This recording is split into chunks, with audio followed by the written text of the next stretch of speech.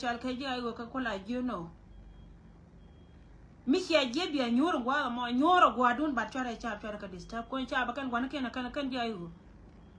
so jeri zona na balari na ma ko te ne la barar ba we e ne ti ka na ko na ma kan na da ke tindi ala kon lat ke ken ka kai ni war ga na cha gora kan be jo wa kai dung mi cha jo gora kan go bi na bi kan nyen re lo ka te lo kor me de ter ko ji ai go me chi ka wa ka cha ngai ke ne go kan te ro ka lo ka ro dien te ra mo ko da boda te la ra mo ko da boda ka kan lo te kon te je ka ko be wi kier wo de kan be yan mai ko ngai ken kan ga da to ma la ka wa na mo chwal kan ne jang te ko ne cha na ka pa jure jang me da na chi kor che nyen ka pek ma ye dan ka cha ngai ke ne go kan panken a cha ne ti cha ka lo je kan ka condition ko kan panken cha ka lo kap reshin ne te cha nga dar shin kan chine do ko ne chal ka je go cha ngai ke ne go kan panken a cha mo gor ke ne go ne te kon de cha na ka pa jur ba ka yin chol ka cha ba chol go la ba chol nya ka ga te kon na ka ko ne ti nyi ka ro dien te ma ka ne te kon na ka na ka pa jur a chap ka wur janga but chi kwartin ko na kula te kele ke cha na me cha je gor ke ne go jen ponde e be pel kwar ke no kon te kele ka cha ka mo ka cha ba ken la ka o be nyara to ko me chal ke to ko peace me lat ke ken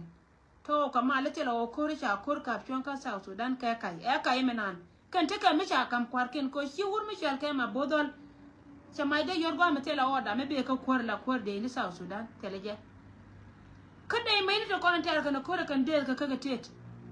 renin te ko ne ji ai wa me chi ko re lo ka cha de mai ni cha ka no ka cha ma cha ka no chi na kap ka mai ka na dai mitelo ko re cha kap chong yene ko no yene to ka mal mata na te gatin mitelo ko re cha kap chong mo no dai ka na mai dai lo ka ngo de dai no ka na mai mo no waje na chamalat ka no kan ba na kula na ka na mat ka pi ba kula o we cha ko re cha to jai go shi men cha nan ka waran ka no ko na cha gor ken ala ro wache kan na yan ma ka me cha ka sen ro Equatoria cha na yan ma ja ayu tin ka cha na yan ma kan ka wat cha na yan ma kan ka motot mo no go ko na te me ko ne ko ne cha ka ji ku me te lo ko kon te ko e ayu e kai kan la deb kan na kan en gwandi ala ko ne chialin so jana be ngara na ma wala je yego te lat kan e de ko ne cha ka ji ku me te ka jube chwara kalin jene de kontre lo ko ngoda ka me biya gad biya ka ti pen che biya ka ga because jan panken ala min yoska kana tame ame bay ko kan panken gor ka je gor kan e pujin wo kan panken ba dor nan ba yingda kana ba lar tin kan tin ajeno ko aga lo ko dia lo kon ko aga rol ba kama bodor shejan a situation ta ma ngoda kame ko get was a long ko community ba ne de kon chal ka jay wo ngor ga position ne kien malar ka cha kar ya dor bi wona ka chwele ngoda ka tele chen mo gati hello ka kan gar dia la kon ka ga lo ko bi tin re lo ka tele chen mo wakati mi gor ga ne je go ba ta kai cha ti ba ko le ja ko kan panken bi ka safarin ka san cha ti bi nyura gwa cha lo bu no ngam ba ka da gurme chal ka ma bodol ka ne gurme chal ka re ga ko so lar ne yele go na chi situation chara da fal penyen wale ka kan panken chara fal penye ke go chi kore chi chon ka ne chon ko ne de kon chal ka ji ko ma ji a kan ba gare ba ka cho ba ka nang ne kir a kan be ko ne kir bi a wona ka chi hialing to dia na kan be jere lo ka lo ye dorian kan nga ka counties dar ma chal ka ni rol county do ayu a jen ngara ka mi di la ku ayu ko besin shejen muno wajen poinde and county ma chal ka ni rol county e do ayu kana ko ba county ka ni rol county jete ki tere lo ka muno waje ma janan go ra balwa ya ka tanan yita ka doran yene de kon chal ka ne tinan ja tin situation mo da ka mete ka ta da me pan lakini de kon lar ka jete la kor ma cin nyanya kai kor ja tin ja kan ja ka ma den kan gar kon rai no gena na ba bentin eri da chala de wur ma chal ka ya gai ko yene tinan tin kon chal ka nuare kon mala rai ne go ha me titi ka nye lowni annan jena look poinde wan ka je kan ko kan chala to kera shiga larchi ka ne de kano del gora medan wei mi cha tanya cha kam ye yene de kon chal ka ji wei la ja kam ye pu yo nyin ka dial ma ngot ka kenyin kon batte ne de kon chal ka ji wei te ka ne de chal ka ji yo ma rai ti chal ka wi mon ti tel tu duel ti la goy ka te ne kon chal ka cha wei mi jin ko me na cha kam wei mi chi cha ti ga le go da wang dia la ta ka ponjo en go cha la de me cha to ken ke 2013 up to now ko ngoda ka me go ne to kon chal ke ju we mon ke chicken nga ka cha ra to ke ra ante ma kwalo goro bara kamra re ke me chiga pe chiga bonjire de chiga pe cha pe no ngodi ro e dan la ka an ko ya gai ko che jo yo go kan e ko ne chal ke ji jongale state chiga wo kre ke makan kan dial gwa ne ken charo wa uri janga che jo yo go jen chane tin ko na ta kel ke je amara ne ken pa ken kan e ko ko ka tar ka dor charo wa ko me de ba jo yo wale go lar ke je te ka lo ti na chi ke ja lo ri chwa mor chwa tim chwa jaken yo ka we yer ne di chal ke mor le ne we yo da ka mai ko gor ko be ne ko ne chal ga jigire ta pe bor be ko la react bi ka react ba la ro wona ne kan te ko na kana kan ji ai go ba ka do ka kor bi ne ko ne chal kai cha chi ka me chwa la ya gai te ga do pin ka ko be te ka re nyal dar me chal ka ko ba ti gor chwa mor le no ko ne re ka ko be jo ka we na o ken ku yer ara ya la de pano go te ko ne kan te ko ne wa na yer ma ja kan te to kan te chi ka me la ke kan te mere loka ne te to kwan ke kan ne gur me chal ka gar ko ga lo ka ma bodon a chen me la ke je ka ji wuror chi wuror ke leo kan te to te ko ne te kel ka ke ka won do ro ko ne chal ke do lo kan re gan bala man re chi nye be la man ne re chi nda te ka kanatin ne te to ka ga ko ne chal ka gar wuror ka kan ne ko ne cha mo ka mai ka na dai ka godi na pairo de jeme chi ma da ku ba te ka godi na pairo de jeme chi ma da ku chi ka kairar ka chi ka wo mut rol mo le ni cha wo ken cha ko no ken cha kwa ken de ko na wa goro kan cha ko no ken ka gor ko be mo le na kula kai bi ka ben ba mut kap ka ko bo bi ko ye kai cha ba ko ba ka no ka kor aje na cha wonen pan ka speak da ngan kana kula mai ne re ta ka da ngan nya do la do la wo de kai ko ngana ngara mi di wode gargai mi di mi sie ka me pandere lar ka social media mo go yetino wang dial ke jo e puji wa ankol gargai si kwora ke to ka jen kwora nan tetin tilambe nyoko leni re we ka jino ba Sudan ko ka ni dial ko re din man nyen jang to ko ngai ga je ka no wa kai mo no go point de ro yela lar ke jalab ko re gai aram kel ka ne te ko ne te kel ka jalab aram kel mi cha ngot a jalam ni la waje ne gwan kai je ne si to on te me lo ankor ye ngoda ka mako free ne word mi chal ka wajen point de idara na dira ka mislead kana ida kono te ka ngai ka melat ke ha sira mala kuor magorje wajen point de ngoda be ruwe si ka mako na la nanta maka jongale na ko je na baja ka by president de by scale de wo ka bentiu si ka mate wor mi chal ka ta bande nga je no gore chana na ka governorship si je na chang hai wo point de governor na ba kamra tin ba nyo ka kamra da dino ba na nyo na ka tede barcha ye gore ba kamra ara kan min gor ka kan ni je Palandian ke liwo woken panken gor ga je wo de ram ke de wo ka ba snit ko na ta ka unity state de kam je ka ku me de na mo ko je lo gor rai mi che ka wona ko je lo gor ba ngana ku lit ba ban ka nga ka to biol nga e to biol nga me ben ka je mo ku yana bu yenta me ne dia la ko na ko te ku ta kel ka garga ne dia so raya la de pa ne kai ne te ko te jere lo ka pu ke ni te ko ne ba me ba ko ma paeda me ku ka to gor de ni me chi ga jana dial chi ga dipek chi kana la chi ne lo re lo ka gwa ni dial chi ga dual chi kana la chi ne lo ko be ka chi ne we ki chi ne we gwa ta ma borjin ko ma boro me ja ko ba da ne cha dual fion ku ma sel ba chi je wo re ba ke de chi kana la chi ne goro no je no gwa ma be ne chop tina ba ko lo itin sega yen goro de to akula wana wo kan bi ko wo ka morle ne ba ko mo bla isa ken so je reason e da ne wo kan ne te to te kon te je ku wuror county ko rode an chi wuror ke li to be honest kan ne te kai ti to biel kel maybe ka je to biel kel ka tu de wuror pa yam ke laitim pa yam la dundien aje ne chi giena na mo chiro okay ka luas yani chi ka giena la wo chi ka wo kor cha ka mai ka dai kan mai wala da ba jo yake ji ayu aka yi manan kelo min dong dia na ta lo ai ka respond cha la de honorable pal ma she respond mo go she let ka kume sa South Sudan because kan ito ko la gor ka je wajen ba ka nga respond be ala ngala be rar be ko gen siasin ne ito ko no ko la chol ji ayu ko go kan tilar ke kan ka kai ni tila gor ka wajen ba war kan kun ba ka mol pin ala rama bor ngai ko ndia la go wa jaram nan siangal dong chamba jo go jaram nan to jo ci ben ka jo la linga ne min ci kon ben ka nyam kara ana report mu gor wa jene de ga la gore je puji wo biangal barar yene de kone chal kesi asin especially you yene rame che ka Lampol Gabriel mi melo ne military bi wurma chal ka Lampol Gabriel banga respond quick kami melo ne siasin che committee jini spokesperson melo ne siasin bi barar quick right mi che gara ya paneda ne chilat gwa puji no jinti respond ne to ngana ka la sau sunis chigenen ana na monte me jen ken na kukala moy ko woken bi witness ken ya bi ka joy kan de kone chal ke jikum so ngalar ta lo me lar je lo honor bar pal wo wer ko won nyam ko jen mi sheka wono chuyi nyoka ma palije ko wo jen panken mi shika ben ka chawar ga cha palnin la ken do diena nyoko nore ko non ka do diena mare jena mo yaka mai kele ne ko ne chal ga jayu iso ya len sia sin jena mo yaka riya roy mo jen ke lan de nyoka ma de martina gota lo di long ke respond nan ke respond ka je kama ne jar ya ga ente me che ngai go on korentere che do jowti bro ida man dong dien ba waka da mar mi choro de char kwol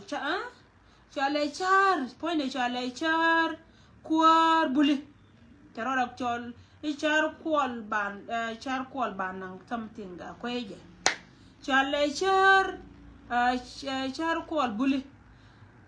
take a message je kan ba respond ka we ba respond ka je ba respond ko waje wana na chiroi ka je mo gor go te de larji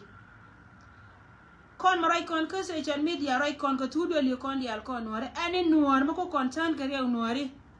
men moy kon ka roi medit ka social media chi ngai rai ka chi len dan ka ne kon di al kon te beda ba ko arar ka nyin tudo li kon di mite ka mo ko tudo li kon miet brada den babarar dor jikan be lar wona me chala de jek chalo chakala de jek bi bara rol bantiyo bi lar wo cha jikan chakala de jek bi lo bara re loko be lar cha bantiyo chakala de jek tugel mi chalke tugel buli go ba cha ra che ka kar ja yen chen warne bulare yen tela ram lo bul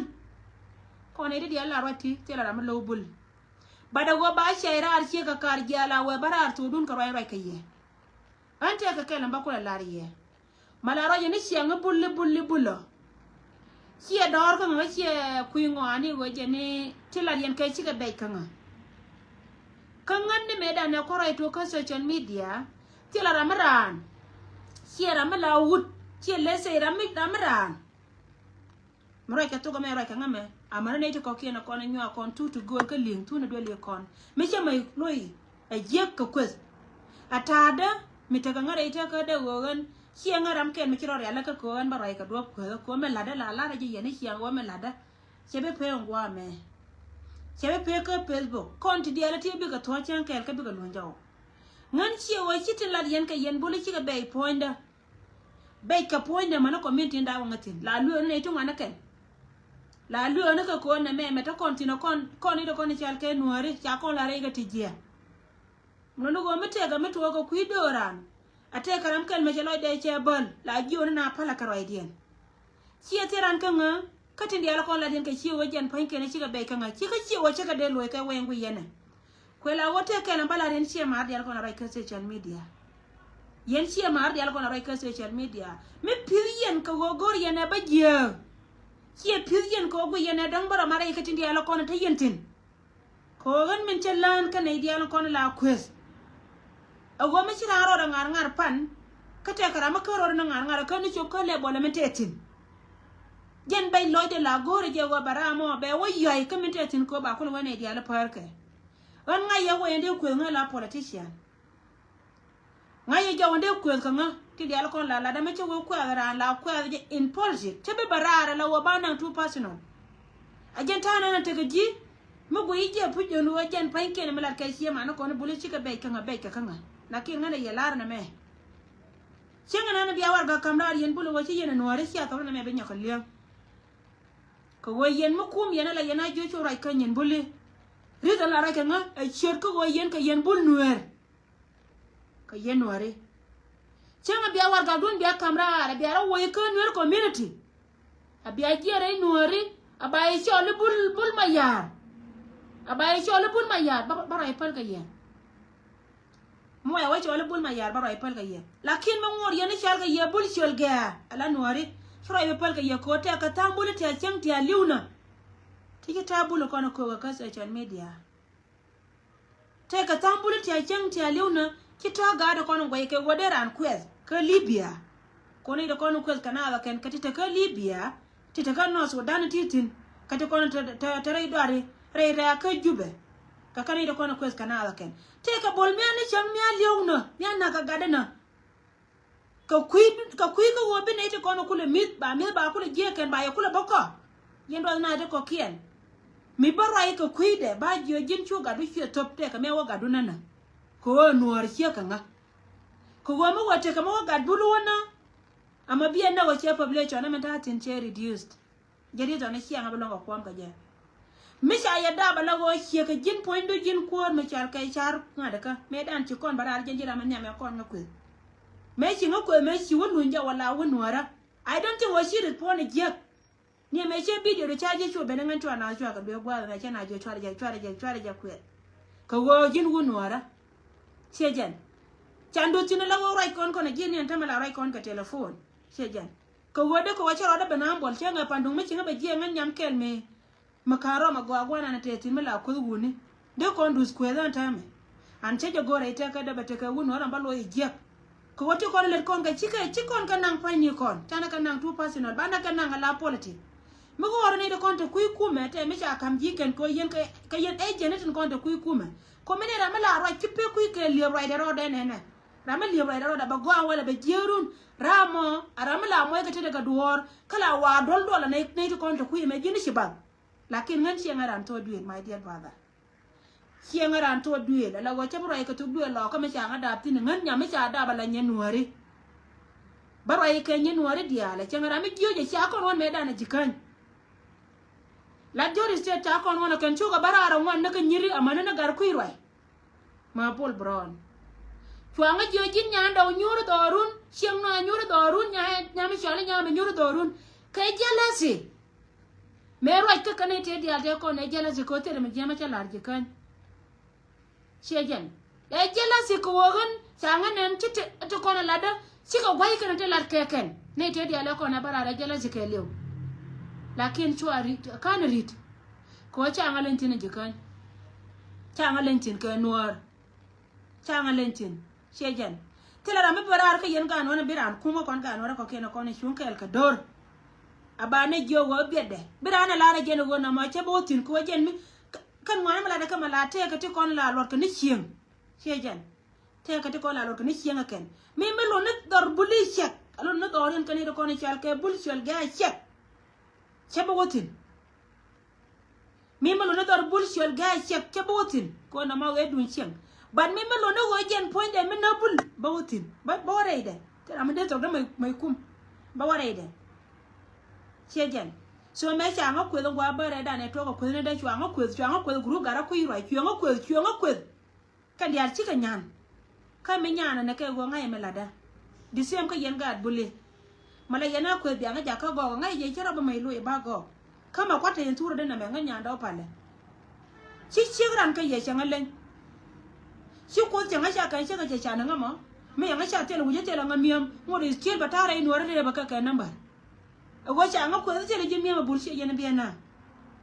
me changa cha la ra me char go ba chara me te ngame lo ne je go ba kwa shejen ko go gan me cha jen ta me ko ajen go ba chara me te ngame nganya ndo pal de boy bele ne ka wai lakin chira me rana de longo ko mo no go jen point me chi chim do go ba cha kwa jin me la ko ngara me li ne ye ka go me chi chim do go ba cha kwa alla dun na ma yen chim do me go je be te ku duel ka go ma kwa shejen angan proud ko wagan point no gwana ta tin na ka nga gwana men te ka nga ke chira tin to dial to la yen ka la to chira tin but chira na chi jiyo nyanda wabi ne chura nyora ke dumbule an babul chole cham jiye yes ko to ke cham jiye buli si ma to lo ke cham jiye lo ko te kwa ka lo ken shejen to ke cham jiye buli to kwa ka ga chan buli ngan mala roje metin dial ko la lada chaka je rar ba la ka kambulunga kada ni buli si ma te la yora nga tel pu nyanda wa te ka miya wena pi elar na de jam ko te tana te kana ngai mila ka baga nga kane de koni chal ka jisi nga kan ko ngara andien dunga ba longa ko me jin cham je bula mo ka wichara singa long ko me jin men balar ya go ko ri du go ko nga ko jana nga ko jen ba ku won nyal mo bugu ni yen ka ben pin yen ti dialo kono ko social media jag yen nga ko ba won nyal tela ramat wala ka kwel ka je biara roi na ni chila de go je ne e bi lo na mi ka ne di chiare ala ka la yen ka mo ga yo ko be ka kwel ka kan ba ba le den yo pen siengan ko ngai je go ma ba kwel nga bolo ami sha ne je chang ba tay ba tela nga par te ba lat ka social media mi ger wo chunga kel ka do muro go je mo kwel ka nga ra mi chi chunga kel ka do mi chi dor ka a ne met bite ka ba le de ra mi chi dor ka anguma den ko le jago de poy ka je so chwara nga threat tela rame be nga threat de nga je nyando we don't do this and nyando do this no malada ma ka social media tela rame chi kwan tela da sakar pa en kalo ada jala dor ke do nuare ko lo men chala chang mun go mate ka gwa mate ka lia tela ram kel me bi go do long ka me bi nga be je we nyando gwa me chi bi right in ka chi ro da kam we ko go ba le de ka a chi ro da latin gwa ma ko ba le de ka cha dor jala cha mai chum lo ga tan nan ke dun ko jen point lo me la ga ka do tera ba dunga turet ka ya kwel dun changa ba gom lakin charan ba loy ka kwel so tela ma ngot mun no wur mi singa par ka kwel cha ba la da mete ala ye ni go wur mi singa par ka kwel ko wo ga la je ro da tela me je ma chala da wo ji o ye wo chi ma ra na me be youtube ya liu chi der lakin ko wo je ni cham ye ne gwa adwer ka ye lok yen leng de dong me chungra na la wo nora munga je wo wur jangale ne plan ko ba do be reduce right la da chira de wai ka je mun no go wur mu ku ya ngaka yen ga bulu dia ne ka wure cha le king Solomon bol mu ku ya nga ko wala ra je wo yena chara tuk ke du ne dang joki ne dang raw ko bulu cham ka ti cham ma ken alan mo gore je mula wa ya mo yo ba yo ya ke be nyando silent chang ba silent yen tela rame be ma silent ka yene den dia lo kon nyen ko dia la len ka kan mai karo mai gul ka ke ko la jeje go aga la del ka yema cheng ma la ro yene bum yen ko nuore tela ma la nyon ko nuore tela ma la nyon lakin ngan tete ka social media ka daw nuore mite ga ma ko da kam nuor ko dia la kon da kontin ko ne da kon chal ke nuore cha kam kon dia tela wara ma la nyon benti wonan min tiji ka tin counties dang ba ke la kon chia lenga bom liba lon wade yen wana lo ka ko pole no mo ko ti mbe yemay nang tin ngwa mo ni am pain counties dang ba ke lo kon re lo tere ngade ka cha le nyaken bat ka yen ka anwari cha jono ko ni ni ko ro jogo no ko no lo ni chienan gwe ne ri amba doran kama la yana la rote me cha paliye ila pal ka bul na mene she ka chen ka le mtetin cha ngakon jote ko ne ne me nyo ka bul ka kem ngwa ni na tin cha ni ni chi ni la ji to be le ne cha nyo nga ka nga ta tin chi da da den mileng yetete aga no kuyi ngwa na cha je dob lakin ngai ngwa na da ka je ke le balari ye go kuyi ngwa ne cha ye dob lakin ngai ngwa na da ka je an me nga cha la ra ma ngai ngwa chara bo ja kuyi ngwa ke dumbule do kuyi ngwa ko me te kara me be ra mo kwes ka wo jo ka je chuliu ra mo me la de liebe je chi ka ko blia ya liebe je chi ka ko me cha mo ga tai gan genera me liebe ra me liebe ra me cha ko ra me te dor ra me chi de ma chong gwa de ken ngan ba chong cho ka da ken ala nya nuare chong cho ka da ken ala nya nuare che cho da ba wan kala la re ni go so ko wo chi ngan loy ka loy na na chi la re je jin nya ndo lo ro du charo de me lo ko yen kan ye ne cho le bul ma ya mo ya wo cho le bul ma ya to ka na me chi de me lem on mo ya o barare be orga nun khada ri chi ala bul ma ya re ben tio abaye cho le bul ma ya di way gwar ba joni county dang ba ke lo kon ti to wana ma wona ke ai swear god ba barare ba free ba ne ko ne chal ka ji ben tio jo ka je mo dan ko chi ala bul ma ya lakin min ka yen bul chol ga te ke duon bul chol ga ne te ga na ka jube me cham ka yema na e jo tin chal ke jo bul ta fa lo war ko ne de to ka na da kan ne de ko ka na da kan ko ka na ga nuare ko ga ne cha na kon tere te cham so te ko ra ka social media te ran ba silent ka ye lakin ta ba ko na ra ka ye ko ngan nga ya ngwa ngan nga ya ngwa ka che de ro al ka social media ba ro da balia ala te ne kon ne lo la te ke ne ko ngan chi ngan ye to del ke am chuan ya ne de kon ta ka bentiu do kon ta ka bentiu ma bena china ro ya ga je no ngai ga je me choro ma kon do kon di al pare ye teri wa ko bom no ri kel teri to bel ken bom si ade ba bom bi ana ba to ka bom tur ka ka ne wono chala ngan min til ko si ara ya ka ja mush ko yene di al ko rai ka se chan me ta la gad buli ra yene na ko te yene tur ka ka ne ngan min til ko ba na ken ke kuma jana ka ri ya kon ta la ka ga no tan diel si ngan nya do pal bala ke ayang na ka ne di al ko na ka na ken chere karama la yoro da karama chi ma ridde si bom me na si me de ra ro le ka ja si bom e cham ji chia bom ai chăm gì cô mới nấu đâu rồi cái qua bị miết để chăm gì ai chăm gì chia bom mình ăn chia mình đi ra đây liak cái gì mình chưa đây liak cái gì nia ga lo rồi còn mình thấy quân miệt cái gai cô mẹ che la ra bắt đi là cái bây giờ nó cái ngã cái gai ngay này nở ra yang aja gua yen bul nở ra mình cam đi cái nào mà chơi là cái rồi điok nở ra cái gì nó chả là con đùa thế là mình chôm chia quy mỏ kama ni taro itu dan angkor ya gai mejen da las angkor ngo te ka baro da lonka angkor ka baro da lonkore kariye da yake lar ka pokta wala da ne cha kullu der kwale joro ni kwale preach ane tit kal ka gad jan hyowe ba chola gad gwane nyangan chowe ba ka joy bi ko wona buun bi ro ene buun ana to pu chwa di lo ka chwa ka banaken kana makal ma yene china de rai bulu ngula wa ya ko ba ya wajo nyin ga ciye mor kuna ngana ta mi ciya ko e nyanda o ga le ishina ci ka kot mo ko kon kara ma kon na ta me ka yen kot yana ta ko gan me to rai ka bul wa ci bul ci yen bul ko dan do ci ga yen rol bul de 300 ci ga yen ne rol bul ga 3000 wala ga 300 shuka jiya na rol bulu ka ma kal kwal waga na wa law na ken te ya la gad bulu ngayen ka ti jere loga ngayen na ti je lakin ci ka bul diyan ka bulu cham je de kel ke cham je bule ba ko li chol de ka chola ke bul ka gad bulu ba ka chola de ma logen ka mi chol ke bulo yendo na ko kende la ban yara ro yen ci ma ra ko me ci ala de mi je du ma ci sere nganya ndo pal ma te ga lo ya ko na ne wo nyenga bul wa bunna ken ku yer a chang bak borara da ka tiot ni di cha de marieti ko ngai je pu ba yin chora lo ko ken kano cha ka da bala lo sheje de manangan karame chara ande na anga dan te chuang on teme ne te ko ne wan ka danga ken ka bul yen fara kon go rai mi je ka social media la na me sie don ka madan e gem gure janga ka ngai ka je ne ngai ka ngo fara kon go rai mi je ne te ko ne wan ka danga ken ka bul ne te konte wa nyer wa kare ba ken kabul gad buli ka kente ko na wa nganu kuele ken fara kon go rai me jiyo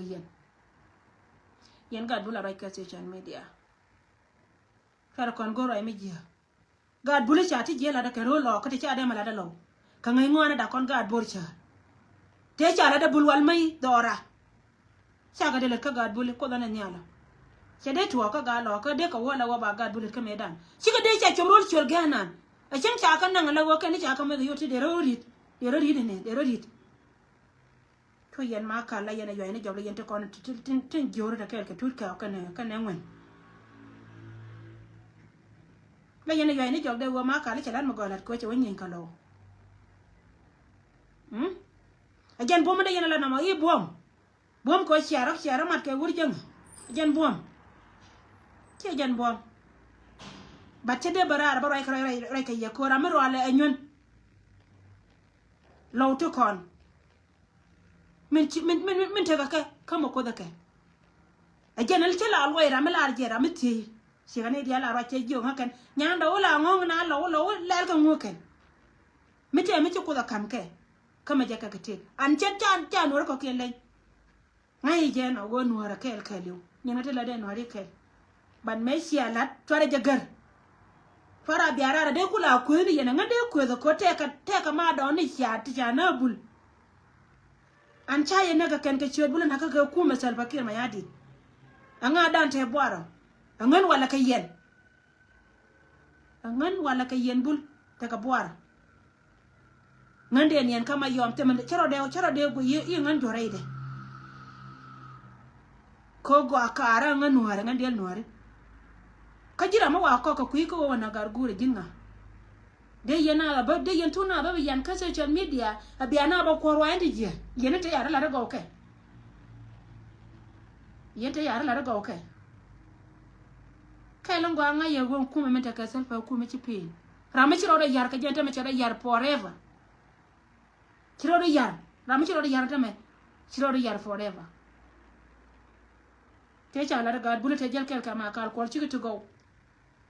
Cara na la ko ro ye go bina ro ye jek bara la ti je ba kala woni ti nyindi te le ko la bara ma la yana ne la bieda la lo ni wona lo ko lo ni wona lo ko